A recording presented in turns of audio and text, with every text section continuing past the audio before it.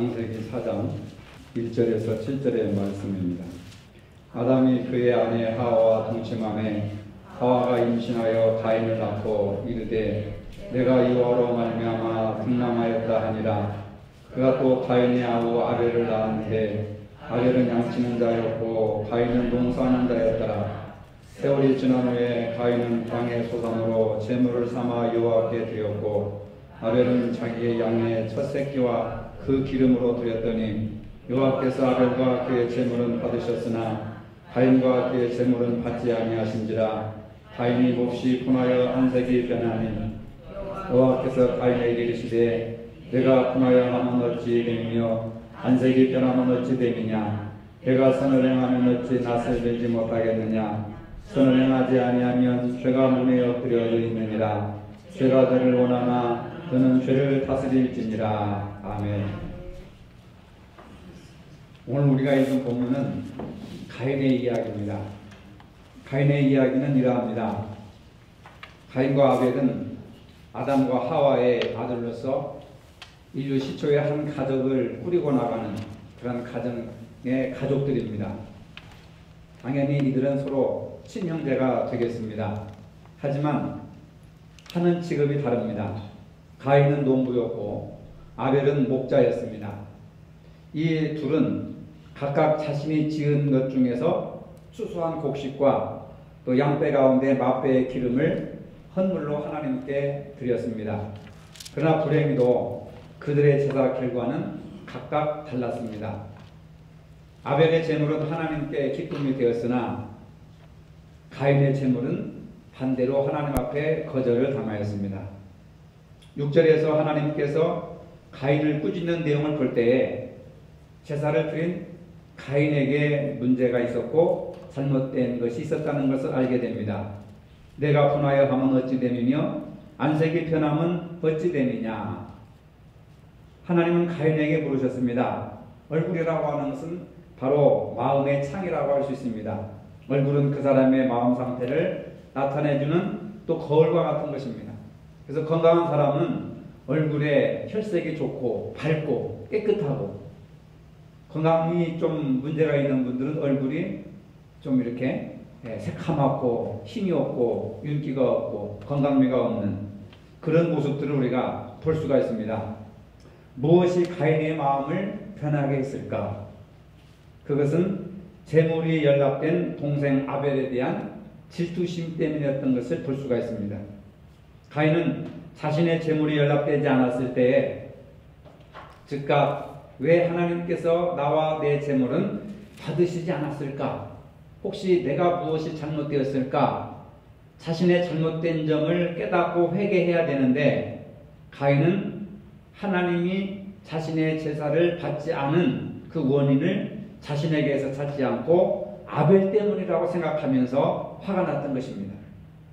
그래서 하나님께서 물으신 것입니다. 내 안색이 변하면 어찌 됩니까? 왜 화가 난 얼굴로 그렇게 나를 쳐다보느냐? 내 안색이 왜 변화했느냐? 왜 화가 난 얼굴로 나를 쳐다보느냐? 이런 하나님의 물으심이 있습니다. 내 안색이 변하면 어찌 됩니까? 어찌하여 내 자신을 돌아보지 아니하고 그 원인을 아벨 때문이라고 생각하면서 아벨에 대한 진노로 얼굴이 가득 차 있느냐라고 하는 뜻입니다.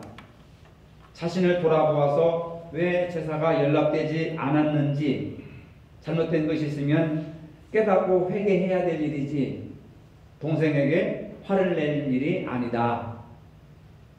아버지와 같은 평범한 이야기를 하고 계시는 겁니다. 우리가 이해할 수 있는 부분이잖아요. 그러나 가인은 이 질문의 뜻을 깨닫지 못하고 회개의 기회를 놓치고 맙니다. 하나님께서 계속해서 말씀하시죠. 내가 선을 행하면 어찌 낯을 들지 못하겠느냐? 선을 행하지 아니하면 죄가 문에 엎드러져 있느니라. 죄가 너를 원하나 너는 죄를 다스릴지니라. 여러분, 오늘 우리가 살고 있는 이 사회는 죄가 우리를 원하고 있다는 겁니다. 무덥고 더운 여름에는 시원한 음료수나 시원한 냉수를 원하죠. 선풍기보다는 에어컨을 원하고 있습니다. 뉴스에 보니까 시원한 맥주보다 에어컨을 찾는 사람들이 에어컨 수요가 더 많아졌다고 하는. 여름에는 사람들이 시원한 맥주를 마시잖아요. 그게 일반적인 현상인데 금년에는 고온 현상이 계속됨으로써 시원한 맥주보다는 시원한 에어컨을 더 많이 찾는다는 겁니다. 내가 뭘 원하느냐? 배가 고플 때는 밥을 원하죠. 추울 때는 옷을 원합니다. 목마를 때는 물을 원하죠. 그런데 죄가 너를 원하고 있다는 거예요. 여러분, 이 세상의 죄가 저와 여러분들을 원하고 있다는 겁니다. 그래서 우리는 제가 원하는 대로 따라가는 거죠. 이리 와라. 그러면 우리는 순종합니다. 저리 가라. 그러면 순종하는 거예요. 죄가 우리를 원하고 있는 거예요. 근데 하나님의 말씀은 너는 죄를 다스릴지니라. 죄를 다스려야 한다. 죄를 다스려야 한다. 다스리지 못하면 죄의 노예가 되고 마는 겁니다. 죄가 나를 원하는 세상. 무섭지 않습니까? 늘 죄는 우리를 원하고 있다는 겁니다. 믿는 사람이나 믿지 않는 사람이나 죄가 우리를 원하고 있다는 거예요. 다른 사람을 원하면 좋겠는데 열심히 믿으려고 하는 우리에게 우리를 원하고 있다는 겁니다. 하나님 말씀 듣지 말고 이리 와서 내 말을 들어라. 하나님 뜻보다는 내 뜻을 따르라. 여러분, 예수님께서도 40일 금식한 이후에 마귀가 나타나서 마귀가 원하는 대로 하라고 하잖아요. 이 돌들이 떡덩이가 되게 해봐라.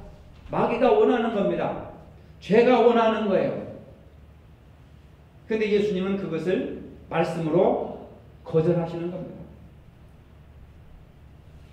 나한테 무릎을 꿇고 엎드려 절을 하면, 그리고 높은 데서 뛰어내리면 천하 영광과 모든 것을 다 주겠다. 출세시키고 성공시키고 슈퍼스타가 되고 영웅을 만들어 주겠다. 죄가 원하는 것은 바로 그런 거란 말입니다. 그런데 우리가 하나님의 뜻인지 마귀의 뜻인지 그걸 분별할 줄 모르잖아요. 죄가 너를 원하나 너는 죄를 다스릴지니라. 죄를 다스린다고 하는 것은 외부에서 문제를 찾지 말고 내부에서 일어나는 죄의 욕망을 물리치고 이겨내라. 견뎌내라. 그래서 하나님의 천신갑주로 부정하고 악한 사탄의 마귀를 멸하기 위해서 성령의 검 곧 하나님의 말씀을 가져라. 말씀을 가지지 못하면 죄가 우리를 원할 때, 마귀가 우리를 원할 때 우리는 대적하지 못하고 넘어지게 된다 하는 그런 내용입니다. 가인은 죄를 다 잘 다스리라고 하는 하나님의 경고까지 받았는데 자신의 죄를 깨닫지 못하고 죄를 다스리지 못하여서 동생 아벨을 돌로 쳐 죽여버립니다. 자기 자신을 돌아보지 못한 가인은 결국 인류 최초의 살인자가 되는 그런 비극을 겪게 되는 것입니다. 이렇게 해서 인류의 첫 가정인 아담과 하와의 가정은 살인이라는 비극을 겪게 되는 것입니다. 그리고 하나님께서 또 물으십니다. 내 아우 아벨이 어디 있느냐? 이때 가인은 큰 소리로 하나님께 대답합니다. 내가 내 아우를 지키는 자입니까? 하나님 앞에 거짓말을 하지 않습니까? 이 말을 들으신 하나님께서 기가 막혀가지고 내 아우의 핏소리가 땅에서부터 내게 호소하느니라 하시면서 내가 땅에서 저주를 받으리니 12절에 계속해서 내가 밭가라도 땅에 다시는 그 효력을 내게 주지 아니할 것이요 너는 땅에서 피하며 유리하는 자가 되리라. 아담과 하와의 죄 때문에 땅이 저주를 받았을 때 회개할 경우에는 그나마 땅의 소출을 먹을 수 있었습니다. 가인의 경우 아무리 노력을 해도 땅의 소산물을 먹을 수 없게 하나님이 무서운 저주를 내리시는 겁니다. 땅이 가인의 죄악으로 오염되기 시작한 것입니다. 또한 가인은 땅에 정착하지 못하고 도망하면서 유리하는 그런 도망자 신세로 평생 살아야 되는 겁니다. 그것은 가인이 하나님을 보지 못하고 땅에서도 쉬지 못하고 방황하면서 사는 것을 의미합니다. 살인자의 수치심을 평생 안고 도망자로서 피해 다녀야 하는 비극을 갖게 된 것입니다. 그러나 다행스러운 것은 가인의 강혹한 부탁과 하나님의 특별한 배려로 죽음만은 면하는 표를 얻게 되는, 그래서 생명을 부재하게 되는 그런 모습을 우리가 본문을 통해서 읽어볼 수가 있습니다. 가인은 형제의 생명의 소중함을 보지 못하고 단지 자신의 분노와 욕심 때문에 무고한 형제를 죽이게 된 것입니다. 살인의 분명한 이유를 아벨에게서 찾기 어렵습니다. 가인의 제사가 하나님께 받아들이지 않았다는 것 때문에 질투와 경쟁심이 살인의 동기라고 할 수가 있습니다. 가인은 경쟁자를 죽임으로써 자신이 화를 풀고 하나님의 사랑을 독점할 수 있으리라는 착각을 했을지도 모르겠습니다. 하지만 그것은 큰 착각이고 잘못이었던 겁니다. 이것으로 인해서 가인은 상당한 죗값을 치르게 되는 것입니다. 비록 생명만은 보존할 수 있는 은혜를 입었으나 평생 이곳저곳을 방황하고 자신의 순간적인 실수를 후회하면서 농사꾼이 땅으로부터 버림을 받는 그런 신세가 되었던 것입니다. 그 당시 유리하는 자로 살아야 한다고 하는 것은 결국은 가족 공동체, 부족 공동체, 시족 공동체라고 하는 그 무리로부터 축출당하는 것이고 혼자 살아야 된다는 겁니다. 불안한 미래를 바라봐야 하는 것입니다.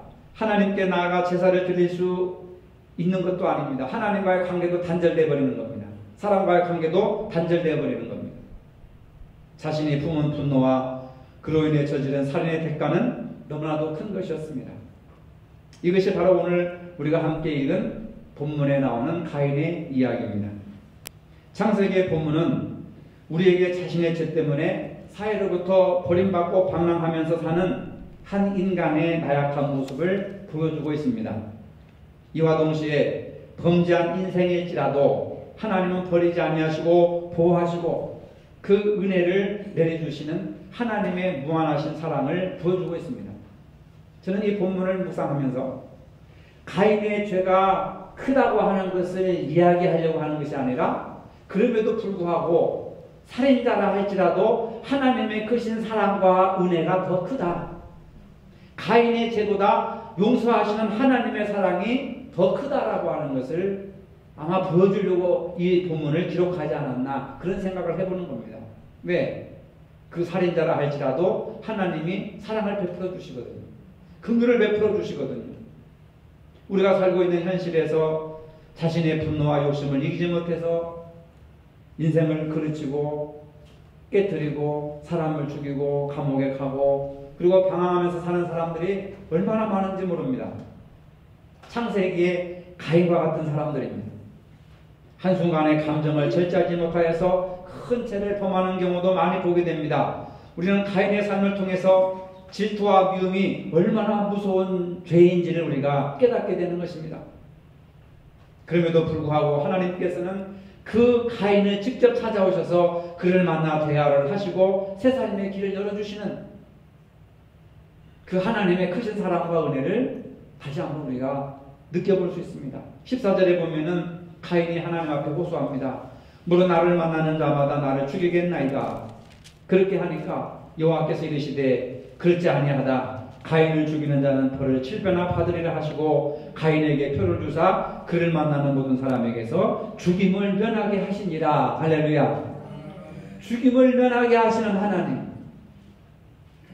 하나님이 얼마나 화가 나시겠습니까? 아니 내가 만든 인류의 최초의 가정 아담과 하와의 그 아들이 큰아들이 작은아들을 죽였다고 하는 것이 하나님이 얼마나 화가 나시겠어요? 아담과 하와는 내가 만들었는데 내가 만든 자식들이 한 1세대를 거치지 못해가지고 살인을 범하다니 하나님의 창조행위에 모독을 끼치고 또 하나님의 창조행위를 더럽히는 인간의 죄된 모습 아니겠습니까? 하나님은 화가 나실 수도 있잖아요. 그런데 가인이 하나님 앞에 와서 나를 만나는 자마다 나를 죽이겠습니다. 내가 살인자가 되었으니까 다른 동족이나 형제들이나 친척들이 나를 죽이지 않겠습니까? 그럼 당연히 죽어야 되는 거죠. 그럼 당연히 죽어야 된다. 죄를 짓지 말지. 하나님께서도 이렇게 말씀하실 수 있으신데도 하나님은 아니다. 그렇지 않다. 너를 죽이지 않을 것이다.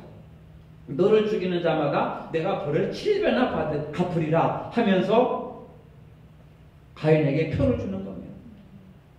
면죄부에 표를 붙여주는 거예요. 이마에 표를 붙여주는 겁니다. 그를 만나는 모든 사람에게서 죽음을 면하게 하시리라. 여러분, 이 가인의 표는 하나님의 사랑입니다. 이것이 바로 하나님의 사랑이라고 하는 겁니다. 창조 질서를 거스리고 자기 형제를 죽인 그 가인이라 할지라도 다른 사람이 해치지 못하도록 그에게 구원의 표를 주시는, 용서의 표를 주시는, 그래서 다른 사람들에게 죽임을 면하게 하시는 그 사랑이 아버지의 사랑인 줄로 믿으시기를 바랍니다. 예수 그리스도의 십자가의 구원의 표라고 할 수 있는 거죠. 누구든지 예수를 믿으면 구원받는다고 하는 구원의 표를 저와 여러분들에게 주셨기 때문에 바로 오늘 우리들이 하나님 앞에 나와서 아버지를 부를 수 있고 예수를 부를 수 있고 우리가 하나님의 거룩한 자녀가 될 수 있는 것이 바로 이것이 아버지의 사랑인 줄로 믿으시기를 바랍니다. 우리의 행위가, 우리의 나쁜 행위가 큰 것이 아니라 하나님의 사랑이 우리의 나쁜 행위보다 더 크다고 하는 거예요. 그 사랑이 우리를 감싸주는 겁니다. 그 용서가 우리를 불쌍히 여겨주시는 거예요. 이 아버지의 사랑이 없었다면 우리는 다 정죄받고 멸망당하고 죽임을 당할 수밖에 없는 거 아니겠습니까? 하나님께서는 가인이 가까운 남자 친척들에 의해서 복수당할까 그것까지 생각하시면서 그의 생명을 보장해주는 표를 찍어주시는 겁니다. 그리고 또한 그는 에덴의 동쪽 롯 땅에 정착하며 살아간다고 하는 그러한 것은 전적으로 하나님의 보호와 인도심이 아니었다고 한다면 에덴의 동쪽 롯 땅에 어떻게 정착하며 살아갈 수가 있겠습니까?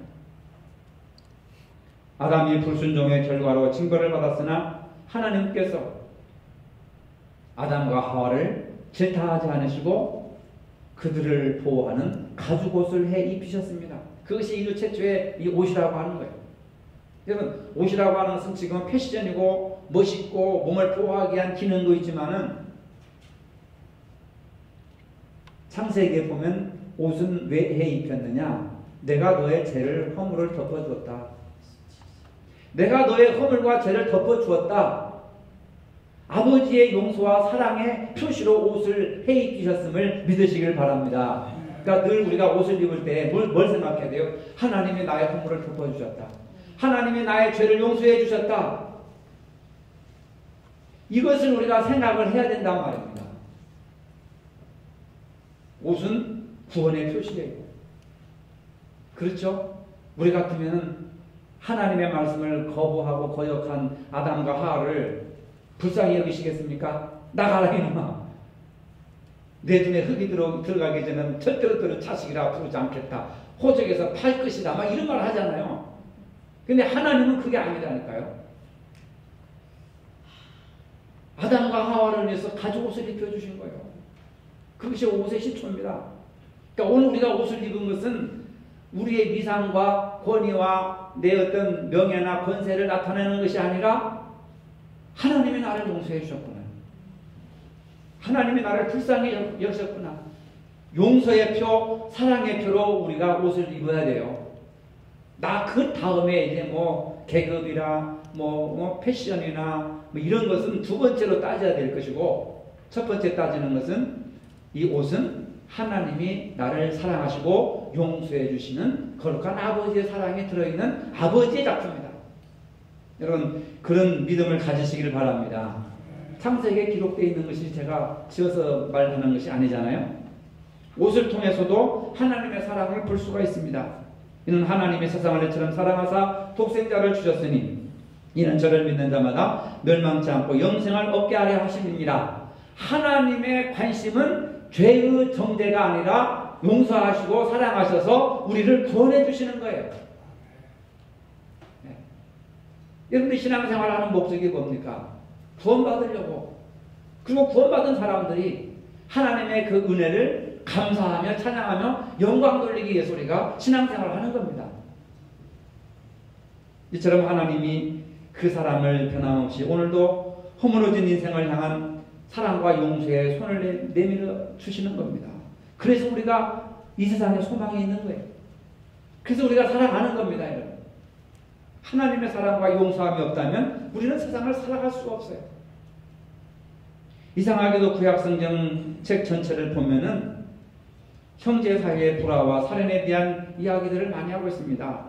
가인과 아벨뿐만 아니라 이스마엘과 이삭, 야곱과 에서, 또 요셉과 그 형제들, 입다와 그 형제, 특히 모세 같은 경우는 사람을 또 죽이지 않습니까?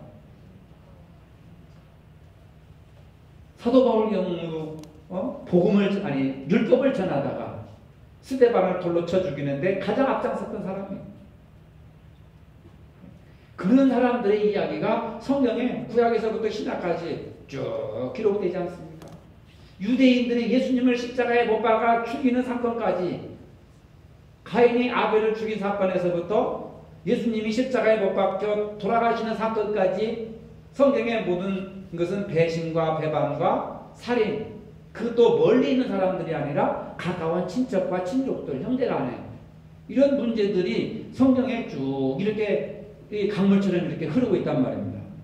그런데 성경에서 우리에게 말하고자 하는 것은 그럼에도 불구하고 그게 인간의 습성이라는 겁니다. 그럼에도 불구하고 회개했을 때 하나님은 죄를 덮어주시고 새 생명으로 나아갈 길을 열어놓으신다고 하는 겁니다. 모세가 살인했지만 나중에 깨닫고 얼마나 하나님 앞에 아름답게 쓰임받았습니까? 바울도 그랬지만 결국 이방인을 위한 사도로 쓰임받지 않았습니까? 그러니까 살인이 정당하다고 하는 얘기가 아닙니다. 살인은 씻을 수 없는 죄지만 그럼에도 불구하고 하나님의 사랑이 더 위대하고 하나님의 용서하심이 더 크다라고 하는 것을 가르쳐주는 겁니다. 인간 가인은 살인을 했음에도 회개한 후에 새로운 문명의 건설자로 부상하게 됩니다. 17절로 24절에 보니까 가인의 후예가 인류 문명의 기초가 되는 여러 가지 기술을 개발하게 됩니다. 가인의 아들 에녹은 성을 높이 쌓는 사람이 되고 건축가가 됩니다. 야발은 아벨이 못다한 육축하는 그런 목축업의 조상이 되고, 유발은 음악하는 자의 조상이 되고, 그 다음에 두발가인은 현대 문명의 초석이 되는 동과 철을 다루는 사람의 조상이 되었습니다. 아벨의 자손들이 세운 문명 위에 오늘 우리가 살고 있는 겁니다. 오늘 찬양대에서 찬양을 은혜스럽게 해주셨지만, 성가대에서 은혜스럽게 해주셨지만, 이 음악은 유발, 가인의 자손인 유발이 음악의 시초자가 된 거예요. 음악을 발명한 사람은 바로 유발입니다. 얼마나 놀라운 일입니까? 이 문명, 가인의 후손들이 세운 문명과 문화와 물질 위에 오늘 우리가 살고 있습니다. 이 문명의 사회 속에서 우리는 어떤 자세로 신앙생활을 해야 되겠는가? 스탠리 템이라고 하는 한 사람이 있는데, 이 사람은 크리스천 사업가로서 아주 유명한 사람입니다. 스탠리는 사업으로 크게 성공을 거둔 후에 스탠타라고 하는 재단을 설립하고 수익의 대부분을 이 재단에 헌금하면서 선교를 위해서 큰 역할을 했습니다. 사업하면서 90여 개의 선교단체에 약 300억 달러의 헌금을 합니다. 여러분 300억 달러면 우리나라 돈은 얼마 돼요? 3천억 정도 되는 겁니다. 10배니까 3천억 정도 헌금을 했고 교회를 약 400개나 세웠습니다. 그런데 1976년에 척추암 3기로 시한부 인생을 선고받았지만은 만나는 모든 사람들에게 기도 부탁을 하는 겁니다. 그래서 건강을 회복해가지고 기적 속에 사는 사람이라고 하는 별명을 얻었습니다. 그분이 1991년도 우리나라에 와서도 전도와 선교를 위한 어마어마한 헌금을 하고 갔습니다. 그는 이런 체험과 헌신을 가능하게 한 5가지 좌우명을 이렇게 밝혔습니다. 첫째로 고난과 역경에 와도 감사하자. 고난과 역경에 와도 감사하자. 둘째, 남의 험담을 하지 말자. 셋째, 성령의 감동이 있다면 손해를 보는 일이더라도 회피하지 말자. 넷째, 화낼 일도 사랑으로 덮자. 다섯째, 하나님이 기뻐하실 만한 일을 하루에 최소한 3가지 이상은 하자. 이것이 그분의 성공의 비결이었고 건강의 비결이었다고 얘기합니다. 오늘도 모든 것을 하나님께 맡기고 감사함으로 기도하면 사람이 생각할 수 없는 놀라운 답을 주시고 축복을 주신다고 하는 겁니다. 가인과 같은 사악한 사람도 하나님은 용서하시고 인류 문명의 발전을 위해서 그 후손들을 다양하게 사용하셨습니다. 오늘 우리에게도 고난과 역경이 올 수 있습니다. 역경이 왔을 때 감사하는 마음을 가지고 살아야 합니다. 시기와 질투가 생길 수 있습니다. 이럴 때 서로 사랑으로 감싸주고 하나님이 기뻐하시는 삶을 살아야 하는 겁니다. 그렇게 살 때 오늘 우리에게 주어진 물질과 문명이 바로 하나님의 영광을 위해서 쓰임받을 수 있고 감사함으로 기도하면 반드시 창대하게 될 것입니다. 왜 그렇습니까? 하나님은 여러분들을 사랑하시기 때문입니다. 기도하시겠습니다. 가인과 같은 연약한 저희들을 사랑으로 감싸주시고 자녀 삼아주심을 진심으로 감사를 드립니다. 신앙의 자세에서조차도 시기와 질투보다는 서로 사랑으로 감싸주고 감사하는 삶을 사는 저희들이 되게 하여 주시옵소서. 예수님의 이름으로 기도합니다. 아멘. 이제는 우리 주 예수 그리스도의 은혜와 하나님 아버지의 무한하신 사랑과 성령의 교통하심이 이제로부터 영원토록 함께 하시길 축원하옵나이다. 아멘.